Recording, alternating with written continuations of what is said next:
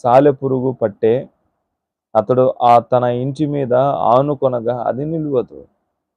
అతడు గట్టిగా దాన్ని పట్టుకొనగా అది విడిపోవును. ఎండకు అతడు పచ్చి పట్టి బలియును. అతని తీగెలు అతని తోట మీద అల్లుకొనును. అతని వేళ్ళు గట్టు మీద చుట్టుకొనును. రాళ్ళు గల తన నివాసమును అతడు తెరచూచెను. దేవుడు అతని స్థలములలో నుండి అతన్ని వెళ్ళగొట్టిన ఎడల అది నేను నిన్నెరుగను, ఎప్పుడునూ నిన్ను చూడలేదనును.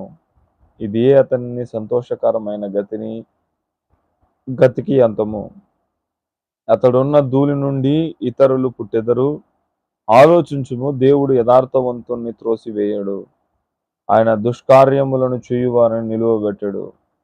నిన్ను పగపట్టువారు అవమానభరితులగుదురు. దుష్టుల గుడారము ఇక నిలువకపోవును.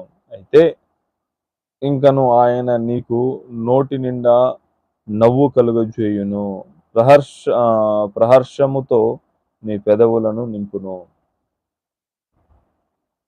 ప్రియమైన దేవుని జనాంగమా, యోబు గ్రంథము 9వ అధ్యాయాన్ని మనం చదువుకుంటూ వస్తూ ఉన్నాం. ఇది యోబు యొక్క రెండవ స్నేహితుడైన హుషీయుడగు బిల్దాదు అంటున్న మాటలు. యోబు కంటే ముందుగా ఒక ఆయన ప్రత్యుత్తరం ఇచ్చాడు 3వ అధ్యాయం 4వ అధ్యాయంలో. దానికి 4వ అధ్యాయంలో తేమానీయుడైన ఎలీఫుజు 4వ అధ్యాయంలో మాట్లాడితే, అతని యొక్క రెండవ స్నేహితుడైన హుషీయుడగు బిల్దాదు ఇట్లా అంటున్నాడు. ఈ స్నేహితుల యొక్క తాత్పర్యము, భావం ఒకటే. వారు ఎలా మాట్లాడుతున్నాడంటే, వారు మీలా నాలా మాట్లాడుతున్నారు. ఎందుకు అంటే, దేవుని యొక్క ప్రేమ ఇటువంటిది అని ఒక లెక్క ఉంటుంది. ఎవరికి? మీకైనా, నాకైనా, తోటి విశ్వాసులందరికైనా ఒక లెక్క వేస్తా.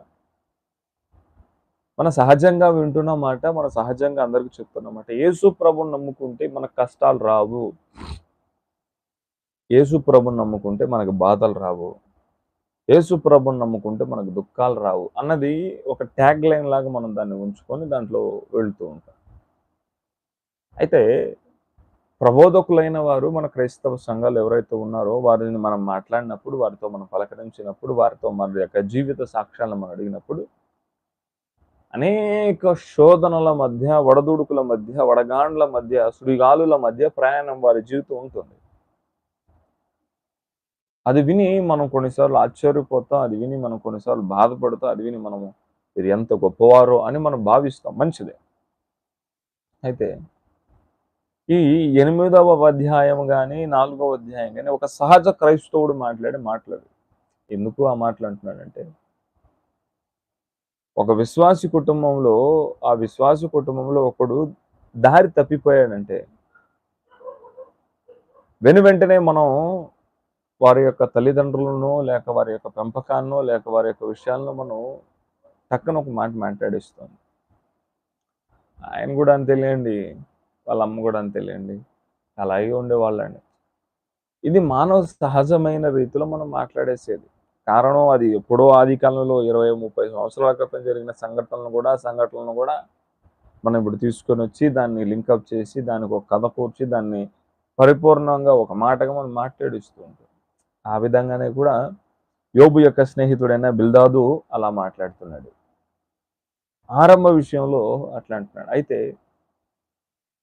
ఈ యొక్క యోబుకు జరిగిన సంగతి అది పరమేశ్వరుడైన యేసు ప్రభువానికి పరమశత్రువైన సాతానుకు మధ్య జరుగుతున్న ఒక సంభాషణ. ఇరు సంభాషణలలో యోబు యొక్క పరీక్ష. కొన్నిసార్లు ఘోరమైన విపత్తులు జరిగినప్పుడు దేవుడు ఉన్నాడా, ఉంటే ఇలా జరుగుతుందా, మరి ఏదో ఒక తప్పు జరిగి ఉంటుందేమో అని అనుకుంటా. ఉదాహరణకు